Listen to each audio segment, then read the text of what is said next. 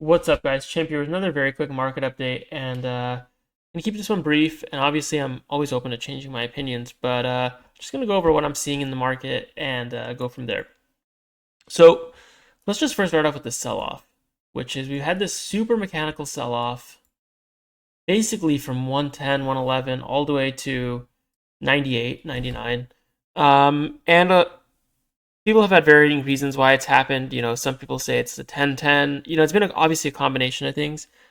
One part of it is like people like Chanos unwinding their MicroStrategy short and Bitcoin long. So like in that instance, they would sell spot Bitcoin.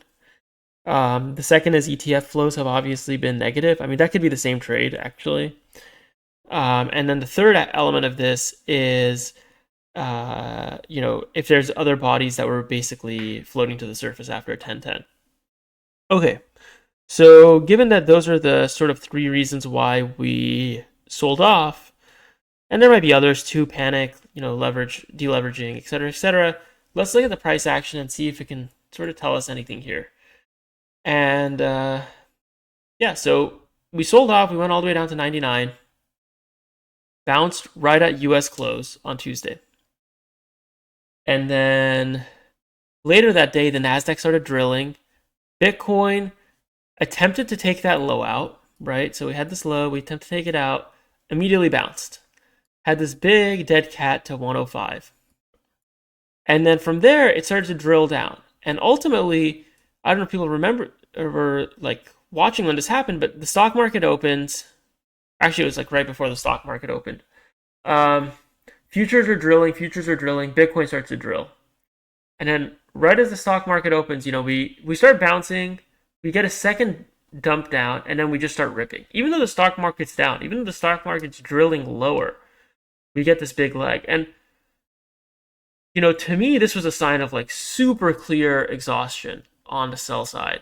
One, just from volume, right? Like you look at the volume here, very capitulatory. You look at the volume on that secondary wick, clearly way less. And then you look at the volume on the futures drilling, and it's even less, right? And then we came up, and then we sort of came to like a decision point, right? Which is printed a lower high, consolidated, and then now have been sort of pumping from it, since. So the question is, where are we going next? And just based off this price action, I just have to conclude like sellers are out of money. First of all, they're out of money here. Then like they ran out of money and they couldn't even get us below 100. And now we're sort of just climbing, right? And I've seen these sort of scenarios before. And again, I could be wrong. There are some counter elements for why we might go down. I'll just briefly say, which is like some alts are going bananas and some people are going crazy on leverage, right? Like XPL or whatever. That is definitely a reason why we might go down. But just based off the Bitcoin price action, I'm finding it hard to imagine that we're like gonna go back down to 99, in the next 3 days or whatever. So we've climbed. I guess sort of the question is, hey, are there new sellers that are gonna pop out of the woodwork at 106, 107, or are buyers exhausted, or are there no sellers really, and the dips are gonna be, quite small, and the market's just going to keep grinding up. Hard to say. I lean heavily towards the side of like, hey, I think this thing's probably going to keep going up. And I'll show you some data to that point. But yeah, obviously the price action will ultimately tell us, obviously. So let's just take a look at some quick data points. First one is global open interest. Again, it's up a bit, especially today with some of these alts going up. But nothing crazy. At the highs at 116, it was I think around 78 or 80 billion, maybe 80, maybe even 81, 82. So it's not like relative to the lows, right? If the lows were 69, 68, it is up a decent amount, but it's not super crazy. And secondly, which is interesting, again, this is a bit of a different picture if you look at other coins. But if you look at Bitcoin, like there's not that much Bitcoin to like longs to hunt unless Bitcoin sort of goes down to like 97 or 95 or like the big cluster of long licks is like from 97 to let's say 90. There's about 4,000 Bitcoin in long licks, but from here to 97, which is about a $10,000 drop, there's like 1,500 Bitcoin. So there's a stark difference. And now you look at the short side, right? Even up to 112 or 113, there's 3,000 Bitcoin in short licks. So it's like 2 to 1 almost. So there seems to be a bounty to hunt on the upside. Combine that with seller exhaustion, combine that with government reopening news, all this other nonsense. I could see a scenario where we end up continuing to pump, to be honest. And I think people are quite jaded. What we're seeing right now reminds me actually of a certain time period, and I'll show it.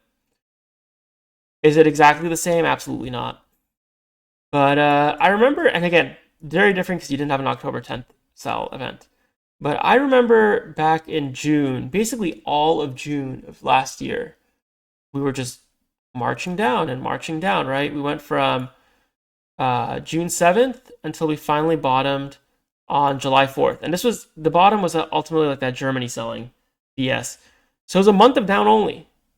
And this one was even more brutal because the bounces were so like, it was a slow death bleed. And I remember people thinking like, dude, like this market's cooked. Like, not only did we print a new low, like this thing's just mega cooked. And then what happened? We consolidated. Consolidation lasted a while, let's just say 8-9 days. And then the market blasted off. And because everyone had sold in the last month or so, there was very few sellers left. And so the market ended up just sort of grinding higher until it finally got to like more macro resistance. And yeah, ultimately it rejected there. And we had this like big like leverage liquidation cascade. I guess you could call this October 10th super like uber light. I think that there's a decent chance that we're sort of seeing that right now. We've had it for, and let's just put a time window on it, right? October 10th. Really it started a couple of days before that, but let's just start with October 10th. And let's just go all the way to November 7th. So about 27 days. And now, like, to me, what we're seeing is like sellers are out of coins, and this thing could rip much higher than people think, like 118 or 112 or 122. Like those might even sound like pipe dreams. Maybe not 112. Like 112 is pretty close, obviously. But I could see a scenario where this ends up ripping back up. Maybe people get a little too excited. You start ranging a little bit, and then it ends up ripping back up again. So I don't know. To me, like ultimately, we'll see what the market does, but I don't see any reasons really to throw in the towel here, to be bearish. It just doesn't make any sense. Like, we know the ETFs are probably slowing down. We know the Sailor, like the MicroStrategy unwind trade is slowing down. And at the end of the day, people want to own Bitcoin, right? So government's reopening, US government's reopening, et cetera, et cetera. So we'll see what happens, but I just don't see any reasons to be bearish here. And so for those reasons, yeah, leaning bullish, and we'll see what ends up happening.